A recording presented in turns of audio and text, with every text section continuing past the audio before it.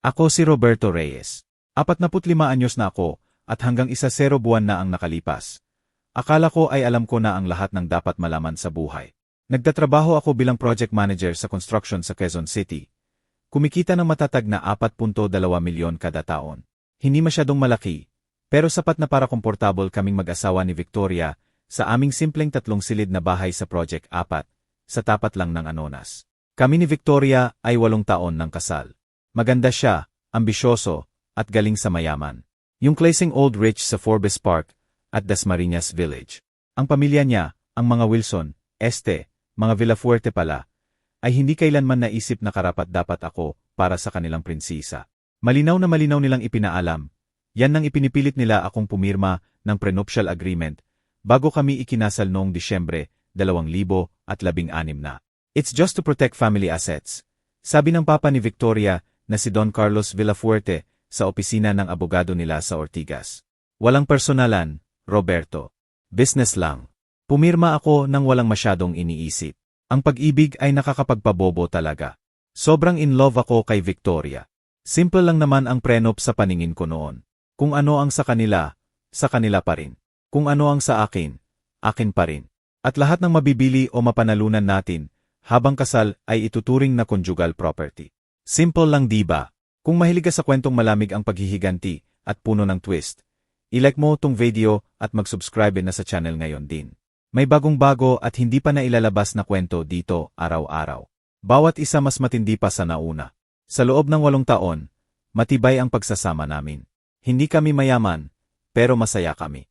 Part-time lang ang trabaho ni Victoria sa isang art gallery sa BGC. Higit sa pasyon kaysa pangangailangan. Kumikita ng mga 1.3 milyon kada taon. Nag-uusap kami tungkol sa magkaanak.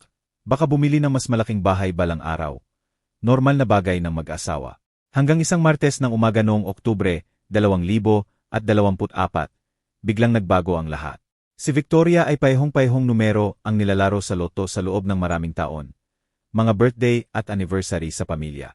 Balang araw, palagi niyang biro, magpapayaman sa atin, tong mga numerong to. Noong Martes na yon, nanalo nga, 720 milyon. Pagkatapos ng buwis, wala namang buwis ang lotto winning sa Pilipinas paglampas, 1-0. 0-0-0, halos 620 milyon ang natira. Naalala ko pa na nakatitig lang ako sa winning ticket sa kusina namin noong gabing yon. Hindi makapaniwala. Sumisigaw si Victoria, tumatalon, tinawagan agad ang magulang niya. Mayaman na tayo, Roberto, sigaw niya habang yakap-yakap ako. Totoong mayaman na. Sa loob ng mga 1-0 minuto, akala ko totoo na ang lahat ng pangarap namin. Noong gabing yun din, dumating ang buong pamilya Villafuerte sa bahay namin. Ang mga magulang niya, ang kapatid niyang si David, pati yung mayabang niyang tiyahing Margarita na parang hindi ako umiiral noon. Nagselebrete sila, nagbubuhos ng tsampag, gumagawa na ng plano. Pero may kakaiba. Iba na ang tingin nila sa akin. Banayad muna, mga pahapyaw na tingin, mga usapan na biglang tumitigil pagpasok ko sa kwarto. Iba na rin si Victoria. Malamig, parang malayo. Sa mga sumunod na araw, lalong lumala. Mahaba-habang tawag ni Victoria sa pamilya niya na pribado. Alis siya sa kwarto pag lumalapit ako, bumubulong. Pag tinatanong ko kung ano plano natin sa pera, nagiging mailap siya. Kailangang maging matalino tayo, Roberto, sabi niya. Maraming kilala si Papa, financial advisor. Kailangan nating protektahan tong bigay na jackpot. 3 linggo pagkatapos manalo, noong Nobyembre 2, inaupo ako ni Victoria sa sala. Kasama niya ang mga magulang niya. Dapat red flag na yon sa akin. Roberto, simula niya, formal na formal ang boses. Kailangan nating mag-usap tungkol sa sitwasyon natin. Umubo si Don Carlos. Anak, nagbago ang lahat dahil sa panalo na to. Kailangang maprotektahan ng maayos ang windfall ni Victoria. Ang windfall natin, pagtama ko. Kasal tayo. Akin ang sa kanya ang sa akin. Tumahimik ang buong kwarto. Nagdinginan sina Patricia at Don Carlos. Ngumisi si David mula sa may bintana. Actually, Roberto, sabi ni Don Carlos, hindi ganyan ang takbo niyan. Sa maraming kaso, personal property ang lotto winnings, lalo na kung naputol siya nang magsalita si Victoria. Roberto, sa tingin ko maghiwalay muna tayo sandali. Akin tong pera. Ako ang pumili ng numero. Gutom na gutom ako sa sarili ko. Parang sinuntok ako sa tiyan. Ano bang ibig mong sabihin, Victoria? Ibig kong sabihin gusto ko ng divorce. Sagot niya nang hindi ako tinapunan ng tingin. At gusto ko umalis ka na sa bahay ngayon din. Sumandal si Don Carlos. Pinoprotektahan ng prenup na pinirmahan mo ang magkabilang panig. Ang lotto win ni Victoria ay separate property niya. Wala kang karapatan kahit piso. Naiwan akong tulala. 8 taon kaming mag-asawa at itinapon nila ako, parang basura sa sandaling may totoong malaking pera. Naku, sabi ko ng mahina. Kaya pala, plano na pala to. Walang plano, singhal ni Victoria. Pero ngayon na may ganitong pagkakataon, hindi ko nahahayaang samantalahin ako ng kahit sino. Samantalahin. Ganun pala niya tawag sa kasal namin. Sige, sabi ko habang tumatayo. Ayusin ko na mga gamit ko. Mukhang guminhawa si Victoria. Natuwa ang pamilya niya sa bilis ng pagsuko ko. Hindi nila alam kung ano ang ginising nila. Lumipat ako sa isang extended stay hotel sa may EDSA Ortigas area noong gabing yon. 6,500 kada gabi.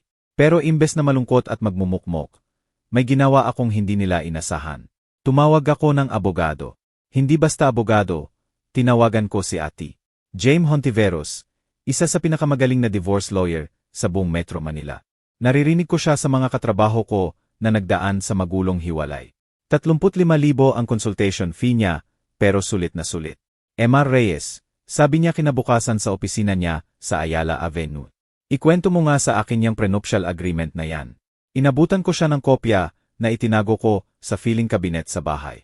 Binasa niya ng mabuti, habang lumilinaw ang mukha niya sa bawat pahina. Interesting to, sabi niya sa wakas. Grabe ang thorough ng abogado ng biyenan mo. Sobrang thorough. Ano po ibig niyong sabihin? Tinuro niya ang particular na clause sa page 3. Dito, section 4.2. Sinasabi na anumang premyo o panalunan habang kasal ay ituturing na conjugal property na dapat hatiin ng pantay-pantay pag nag-divorce. Pero sabi nila personal property daw ang loto. Sa batas ng Pilipinas, kapag marital funds ang ginamit sa pagbili ng tiket habang kasal, conjugal yan. At kahit pa personal funds ni Victoria, nilampasan ng prenup na pinapirma nila sa iyo ang proteksyon na yan. Ngumiti si Ate Hontiveros. Emar Reyes, ibinigay lang ng biyenan mo sa iyo ang susi ng kaharian. Naramdaman ko ang malamig na kasiyahan sa dibdib ko. So kalahati po talaga. Based sa dokumentong pinapirma nila sa iyo, posibleng. Pero kailangang maging strategic tayo. Maglalaban silang mabuti at marami silang pera. 900,000 ang retainer ko. Ginamit ko ang credit card ko at nag-utang pa sa kumpaniloan ko para mabayaran. Pinakamagandang investment ko yon. Sa loob ng susunod na 2 linggo, ipinakita na ni Victoria at ng pamilya niya ang tunay nilang plano. Kumuha sila ng pinakamahal na divorce lawyer sa Maynila, Ate Benjamin Morales, isang buhaya na dalubhasa sa pagprotekta ng yaman ng mga mayayaman. 55,000 per hour ang rate niya. Nagpadala siya ng mga nakakatakot na liham na pinapatigil ako sa pagangkin kahit katiting na bahagi ng loto. Sabi niya kahit sino ang pumili ng numero at bumili ng tiket, sa kanya pa rin yun kahit may preno. Mali talaga ang tingin nila sa akin. Akala nila ordinaryong construction, goy lang ako, natatanggap ng anumang mumo. Nagkamali sila. Si Ate Hontiveros at ako ay matiyagang nagtatrabaho noong Nobyembre at Disyembre. Dinokumento namin lahat, kailan binili ang tiket, saang account kinuha ang pera. Pati ang katotohanang taon-taon ay sa Joint B account namin kinukuha ni Victoria ang pambili ng loto. Pero ang tunay na jackpot ay natuklasan ni Ate Hontiveros sa Family Code at sa mga desisyon ng Korte Suprema. Roberto, sabi niya sa isa naming strategy meeting noong huling linggo ng Disyembre, napakalinaw ng Article 71 ng Family Code. Ang lahat ng napanalunan habang kasal gamit ang conjugal funds ay conjugal property. Pero hindi ba ini-exclude ng prenup? Ngumisi siya. Doon nga maganda eh.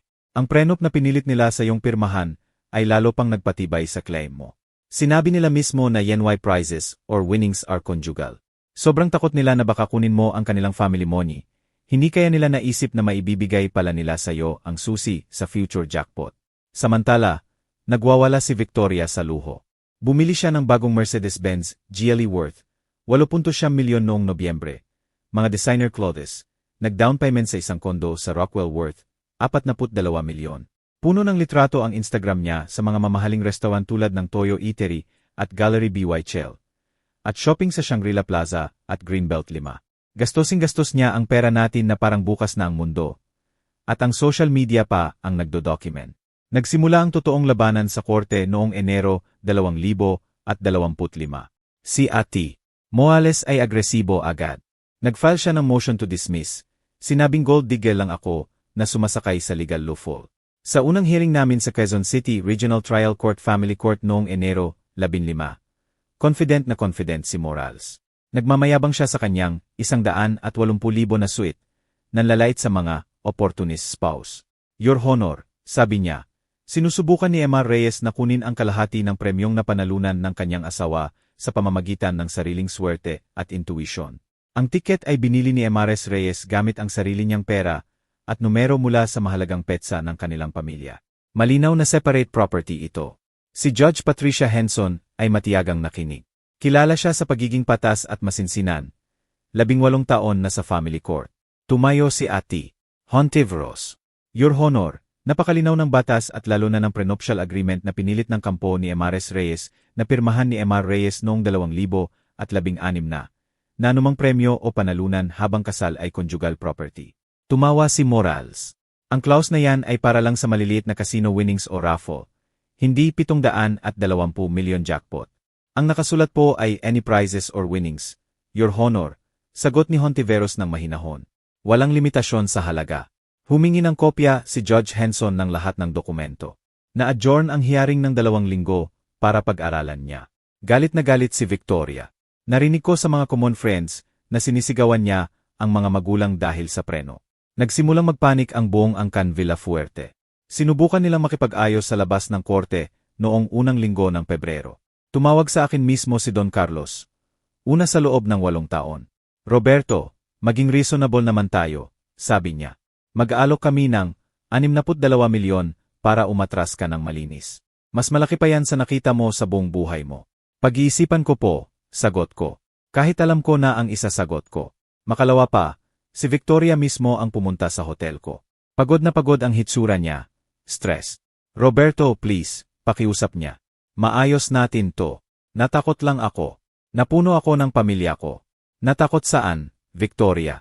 Sa paghahati ng suwerte. Bibigyan kita ng 162 milyon. Sabi niya ng desperado. 162 milyon, Roberto. Makakapagsimula tayong pareho ng bago. Tiningnan ko ang asawa kong 8 taon, yung babaeng minahal ko ng buo, at wala akong naramdaman kundi awa. Hindi naman talaga pera ang laban, Victoria. Respeto. Umalis siyang umiiyak. Nawawa ako. Konti na lang. Sa discovery phase ng Pebrero at Marso, napatunayan kung gaano nila ako maliit na tinantiya. Nagsuboy na si Ati Hontiveros ng lahat ng financial records ni Victoria. Napatunayang taon-taon ay sa joint account namin kinukuha ang pambili ng loto mula 2019. Mas masakit pa, pinayuhan siya ni Ati Morales na gamitin agad ang pera imbes na ihiwalay. Kaya naghalo-halo na ang pondo. Sa legal terms, nagkumingle siya ng assets, lalong pinalakas ang claim namin. Pero ang tunay na pampako sa kabaong ay nang matuklasan ni Hontiveros ang malaking pagkakamali ni Morales. Sa sobrang bilis mag-file noong Nobyembre, inamin niya mismo sa court documents na the lottery ticket was purchased during the marriage using Maital funds. Sinira niya ang sarili niyang kaso. Sabi sa akin ni Hontiveros, halos hindi mapigil ang ngiti. Sanay kasi si Morales na takutin lang ang mga tao para mag-settle. Nagkamali siya. Naset ang final hearing sa Abril 18, 2025. Habang palapit ang petsa, halatang desperado na ang pamilya Villafuerte. Kumuha sila ng private investigator para maghanap ng dumi sa akin. Wala silang nakita. Sinubukan nilang sabihing emotionally abusive ako para bawasan ang makukuha ko. Nagbigay ng deposition si Victoria na kesyo controlling at manipulative ako. Problema, wala silang ebidensya, walang police report, walang medical record, walang testigo. Gawa-gawa lang. Binasura ni Hontiveros ang mga paratang gamit ang phone at bank records na nagpapakita na si Victoria pala ang laging may last say sa malalaking gastos. 3 araw bago ang hearing, may huling alok si Morales, 230 milyon. Magandang offer na to, Roberto, sabi ni Ati Hontiveros. May risk pa rin kapag nagtrial kahit malakas ang kaso natin. Umiling ako. Hindi na po tungkol sa pera, attorney. Tungkol sa hustisya. Noong gabi bago ang hearing, hindi ako makatulog sa hotel. Iniisip ko kung paanong nagsimula lahat sa prenup na ginawa para hindi ko makuha ang yaman nila. Ang sarap ng irony.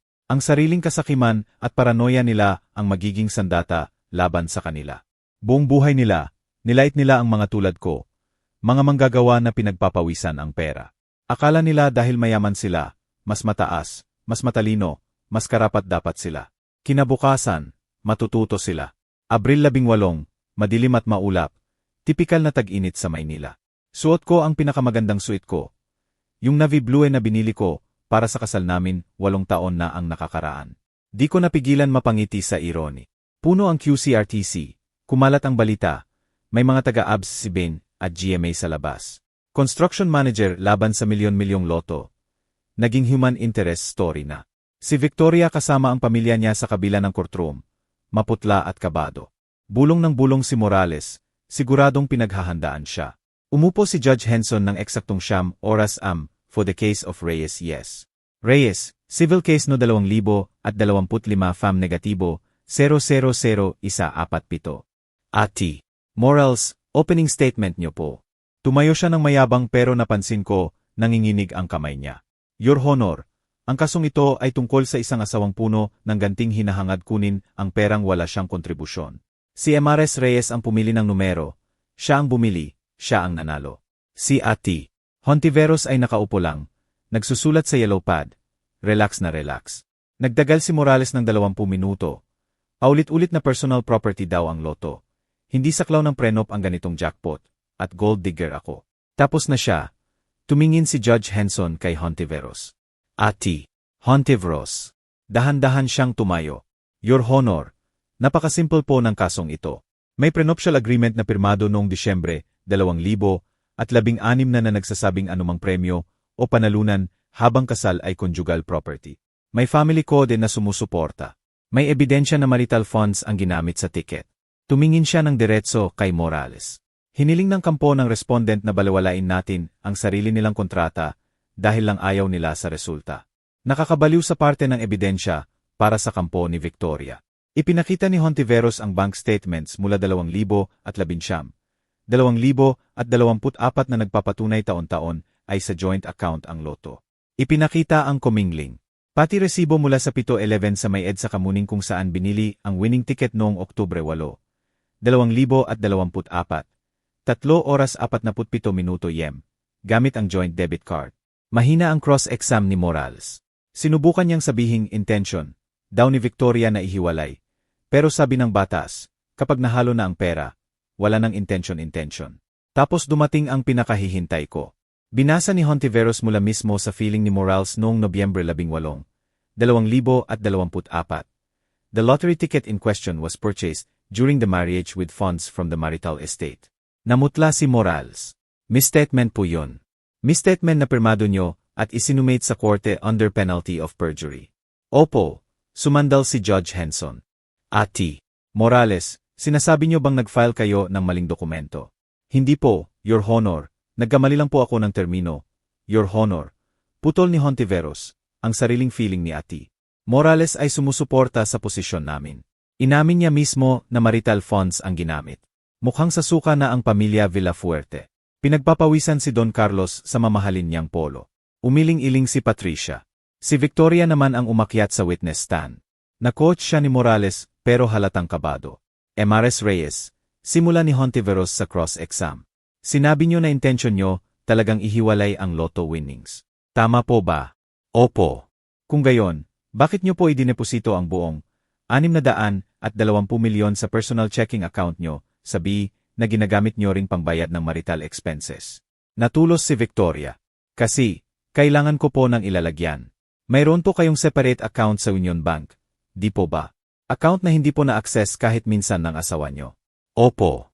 At may 3.2 milyon po doon. Tama po ba? Opo. Kaya may lugar po pala kayong paglagyan na hindi mahahalo. Pero pinili niyo pong haluan. At ginastos niyo ng malaya. Tama po ba? Walang masagot si Victoria. Wala nang may tulong si Morales. Ipinakita ni Hontiveros ang kontrata ng Mercedes sa Global City. Binili niyo po ito noong Nobyembre 15, 2024. 5 araw pagkatapos ay deposito ang lotto money. Opo. 8.7 milyon. Opo. Galing sa lotto money. Opo. Nakipag-usap po ba kayo sa asawa nyo tungkol sa malaking bilihin na ito? Separated na po kami noon. Ma'am, noong Nobyembre 20 pa po kayo nag-file ng divorce. Kasal pa po kayo noong binili nyo yung kotse. Kaya itatanong ko ulit, nakipag-usap po ba kayo sa asawa nyo? Hindi. Nag-lunch break si Judge Henson ng 12:30. Sa hallway, lumapit ulit sa akin si Don Carlos. Roberto, kalokohan na to. Mag-a-appeal kami kahit anong desisyon niya. Tatagal to ng ilang taon. Kung yan po ang gusto nyo, bahala kayo. May oras ako at magaling ang abogado ko. Maikli lang ang hapon. Pumunta na agad si Judge Henson sa desisyon. Pagkatapos suriing mabuti ang lahat ng ebidensya at batas. Malinaw at hindi malabo ang prenuptial agreement na pinirmahan noong Disyembre 2016 na. Section 4.2. Anumang premyo o panalunan habang kasal ay conjugal property. Sinusuportahan ito ng Article 71 ng Family Code at ng mga desisyon ng Korte Suprema. Higit pa rito, ang ginawa ng respondent na paghalo ng lotto winnings sa marital assets ay nagpapakita na kinikilala niya mismo na hindi ito separate property. Umiyak na si Victoria. Hinawakan siya ng nanay niya. Kaya't iginagawad ko kay Emar Roberto Reyes ang 50% ng net lotto winnings. 310 milyon. Emares Reyes, may 6 na po araw po kayo para ilikidete ang mga ari-arian kung kinakailangan. Bumaba ang gavel ng malakas. 2:22 EM. Sa labas, nagsisigawan ang mga reporter. Isa lang ang sinagot ko mula sa GMA. Emar Reyes, ano pong pakiramdam nanalo? Nag-isip ako saglit. Maganda palagi ang pakiramdam ng hustisya. 2 buwan pagkatapos, noong Hunyo 2025, ginamit ko ang parte ng settlement ko para bumili ng maliit na construction company sa may Valenzuela mula sa isang retiring contractor. Ngayon, ang Reyes Construction ay may 38 na empleyado at dalubhasa sa abot-kayang pabahay sa buong Metro Manila at kalapit probinsya. Napilitan si Victoria na ibenta ang Mercedes niya, ibalik ang down payment sa Rockwell Condo, at ilikidate ang karamihan sa designer clothes para mabayaran ako. Last I heard, nagtatrabaho na siya sa real estate office ng papa niya sa BA Homes Paranaque. Kumikita ng 2.1 milyon kada taon. Hindi na ulit nakausap ng pamilya Villafuerte. Okay lang sa akin. Ipinakita na nila ang tunay nilang kulay ng akala nila, kaya nila akong itapon na parang basura. Minsan ang pinakamatamis na paghihiganti ay hindi talaga paghihiganti. Minsan ay hayaan mo lang silang lunukin ng sarili nilang kasakiman at kahangalan. Sila mismo ang gumawa ng sandata na sumira sa kanila. Ako lang ang may dignidad na gamitin ito. Kung nagustuhan nyo ang kwentong ito, i-like nyo po ang video at mag-comment kung ano ang naramdaman nyo. At kung hindi pa kayo subscriber, mag-subscribe na po at i-click ang bell para ma-notify sa mga bagong kwento. Salamat sa panonood at kita-kits tayo sa susunod.